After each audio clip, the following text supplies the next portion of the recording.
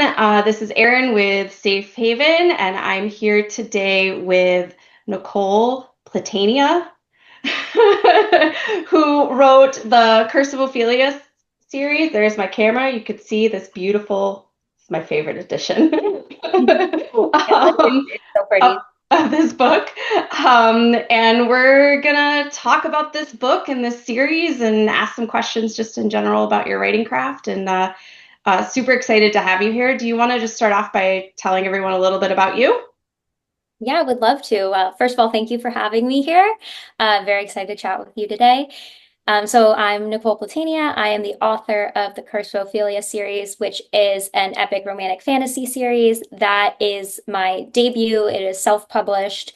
It has 5 books out so far. The sixth one is coming out this summer, so we are very close to the series being complete. And then about me, I'm originally from Los Angeles, born and raised here, and I do live here now. But I went to college up in Santa Barbara and got my undergraduate degree there. And then I went to grad school in London for a year for Oh, creative writing. So that was where I was living in London when I decided to self-publish, when I decided to really take on this mountain and pursue it myself. But I had been pursuing publishing for a little bit before that. And here we are, a few years later. so are you a full-time writer or do you also? Right now I am. I have worked in marketing previously, but right now I'm writing full time. That's amazing. That's like the dream right there. It Um, is. So hopefully I can continue to do that. what led you to pursue a career in writing? I always loved writing. I loved it since I was little, but I never realized it was a legitimate career I could pursue. I went to college for communications. I worked in marketing, as I said, and social media marketing, and advertising, and it was good. It was like a good fit, but it wasn't the fit. And I always knew that I loved writing. And then when the pandemic hit, I was living with a friend in Santa Barbara at the time, and she was studying for her MCAT and applying to medical school, which obviously takes a whole lot of time. So we were on lockdown, and I had all of this time where she was pursuing something, and I was like, maybe I should try that again. Like, I really loved writing when I was younger. Maybe I should get back into it. And it was just the fire started, and I couldn't stop from there. That's amazing. I would love to be paid to write. Um, so in your writing process with being full time, what does that look like for you? How does a typical day look? There's a lot less writing than you would probably think. I That's wish it was just me sitting at my computer for 8 hours and writing God knows how many thousands of words I could write in 8 hours, but it's not. It's typically maybe like a couple hours of writing in the day, and then a lot of emails, a lot of marketing, a lot of research for either different skills that I want to learn to elevate my business or just working on different pieces of the business. Because especially as an indie author, you're a one woman show and you're doing a whole lot of things and wearing all the hats. So some days when I'm on a deadline, it is morning till night writing, but very rarely do I get to do that. I mean, I guess that's good and bad, right? Balance and everything. Balance is good. I wish there was a little bit more writing in the day. I could use with a few less emails, but that's okay. Do you have specific habits or rituals that like help you be productive that you've noticed or? It really changes, and it honestly will change on the day or on the book I'm working on or something. Some books I have to sit on the couch in front of the TV with the same TV show playing in the background for like 3 weeks. And I can just spit out so much of the book in that time because I'm in that process. And then sometimes I have to sit at my desk and it has to be nighttime or I'm getting too distracted. Mhm, mhm. So it Now, really, sorry, go ahead.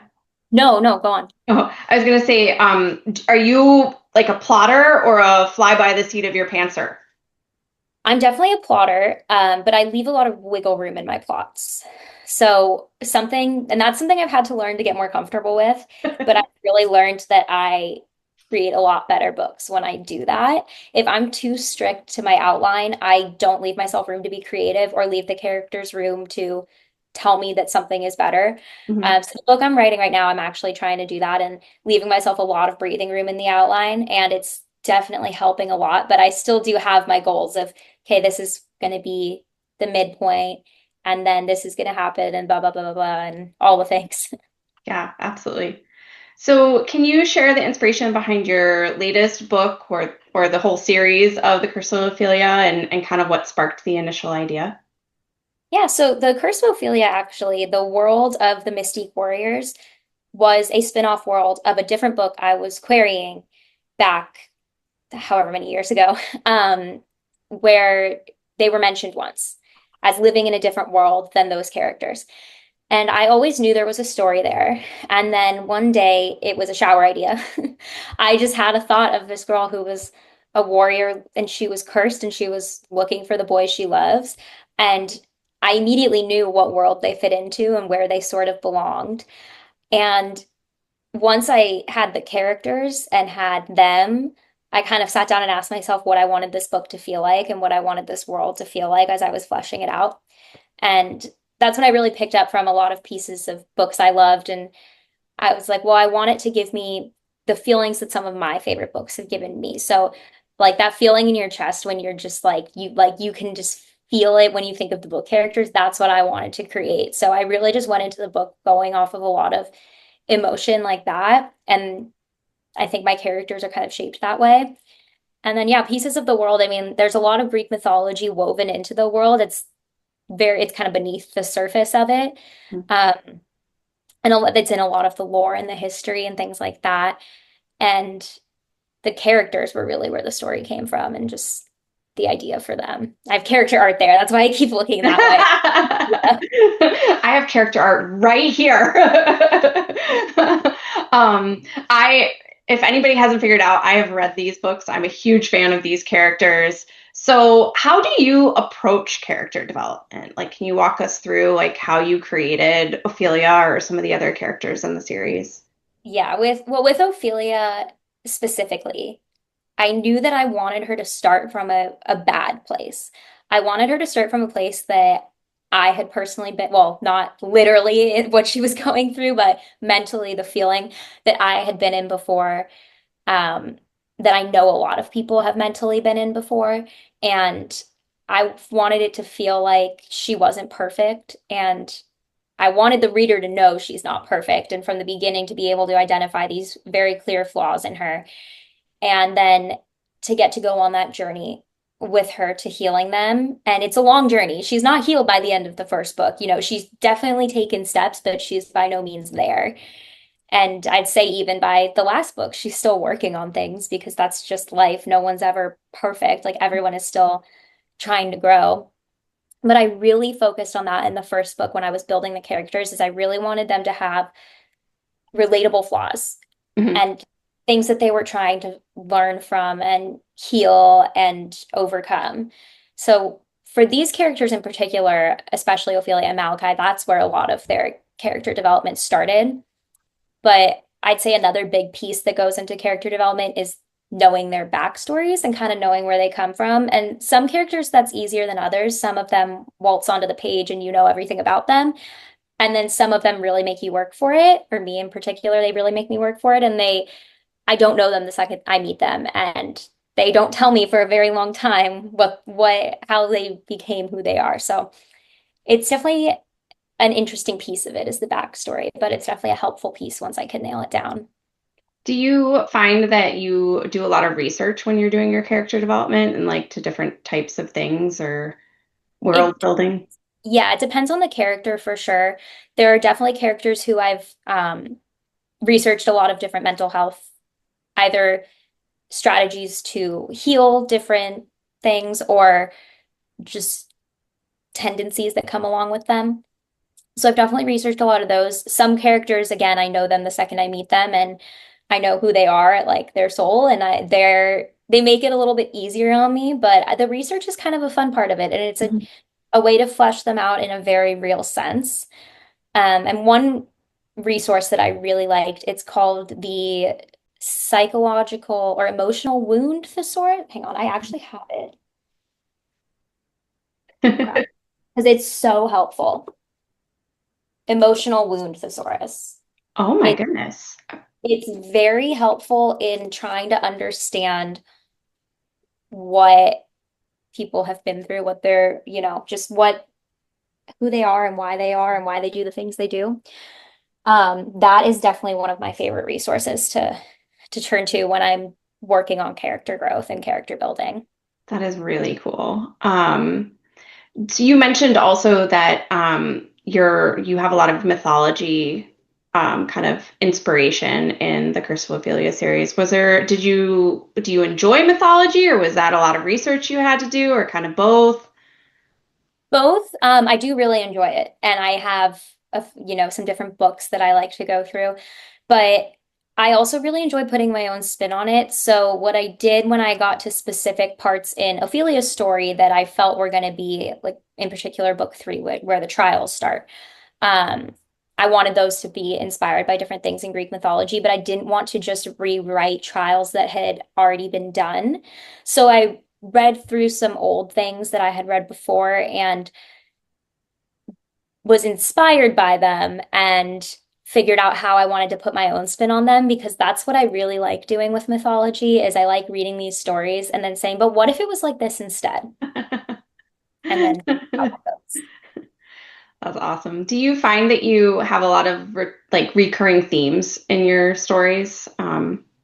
Yeah, there's definitely a lot of themes that I think will recur, and that's something that's I've been asking myself a lot as I start to write a new series, Mhm, is just sort of what readers can expect when they pick up a Nicole Platania book. Because mhm, with the Curse of Ophelia series, you kind of know what to expect, at least in the feel of them. mhm. So I've just kind of been wondering to myself, really, like, well, what's going to overlap? Like, obviously, every series is going to have some different aspects to it, but what is it that readers are going to be able to know that they're going to feel from my books? So, something I always want to make sure is that I'm focusing on mental health and characters who are broken or, flawed in some way and making them feel as real as possible so that when readers read them, even if maybe they haven't gone through what they're going through, maybe they identify with them in some way or they find them relatable. I just want all of that to be really realistic. So I always try to put a big focus on the mental health aspect of things, even if it's not the main focus of the book. I think that there's something every character is working on, just like there's something every person is working on. So I really do try to focus on that. Um, Another thing that I wouldn't necessarily know if it's really a theme, I guess it's more of a trope, would like a big supportive found family and these like ride or die friendships. I think those are really important in books too. And I think that back to character building, I think they really help you flesh out a character when Yeah, you know who's around them or who's not around them. yeah. Found family is one of my favorite tropes of all time because it's just Yeah. so heartwarming. Mhm. Um, So, for those readers who haven't ever read The Curse of Ophelia, or people who are listening who haven't ever read the Curse of Ophelia series, or have never been to, is it Galantia? How do you, Galantia? Yeah, Yeah. See what happens when you read something and don't hear I it? know. We'll have audiobooks soon. Yay! Those come out in June, right? The first one will be out June 24th, and then the second one will be out July 22nd. So those two will be out quick. That'll be great. I'll be able to listen and hear all the things that I've said wrong in my head while I've been reading it. Yeah. So what does that setting look like? What is that world? Ooh, okay, good question. Because so the world is Ambrisk, and then Galancho is the warrior continent that we're on in the Curse of Ophelia series. We don't really leave it.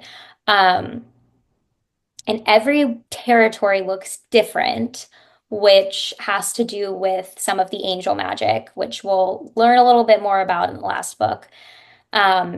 So that's a little teaser for you. But in terms of like what the world physically looks like, is I just wanted it to feel very like lush and magical. So the Mystique territory, like there's a lot of well, the trees that are magical throughout the whole land are like weeping willows because they felt very whimsical and like they belong in a magical world and you can just fall right into it, to me at least. And I've always loved weeping willows because my grandma always loved them. And every time we go on a walk when I was little, she would point them out to me. So I modeled their trees after that. And then the Mystique territory is a lot of wildflowers and the mountains and like long, lush green grasses and things.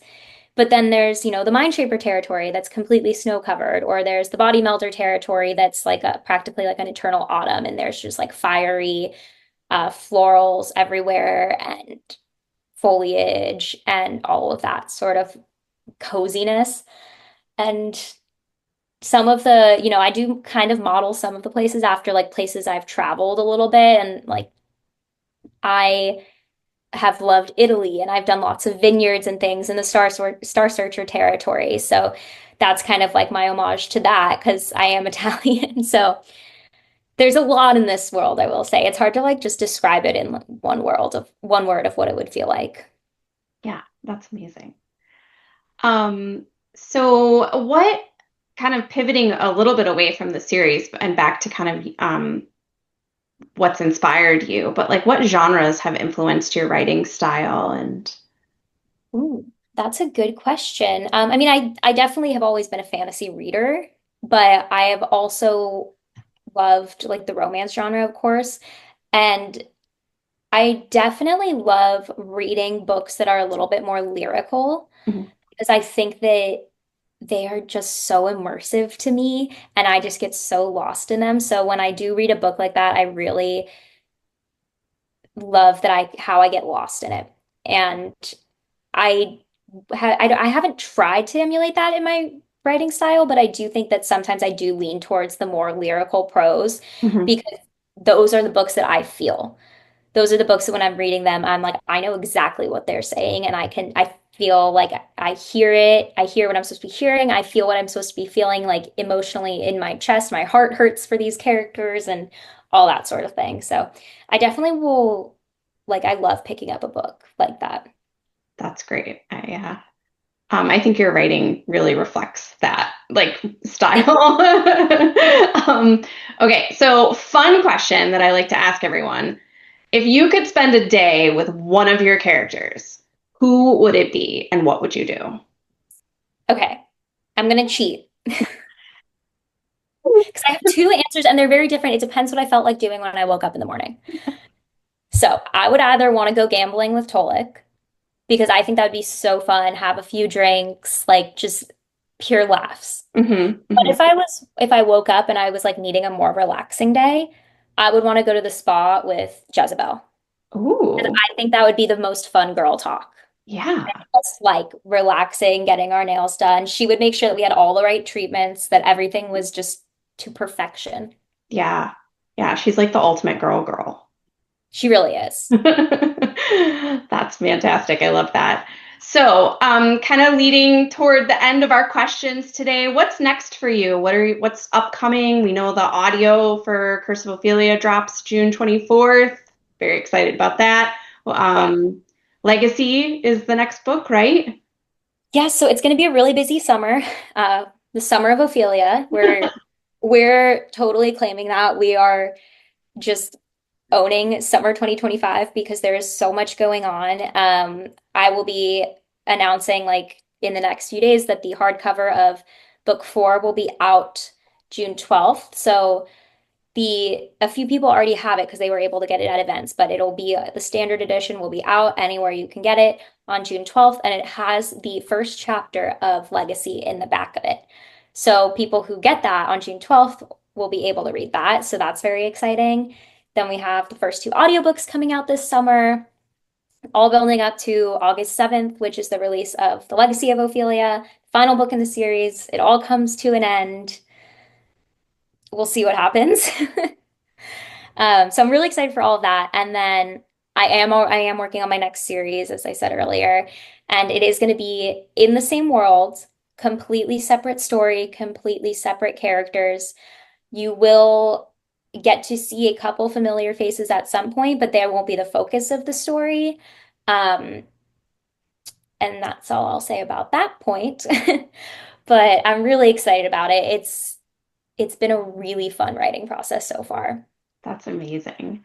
Knowing that The Curse of Ophelia is a 5 book series, it's got a lot of really strong found family themes. Did you find writing Legacy to be difficult to like saying goodbye?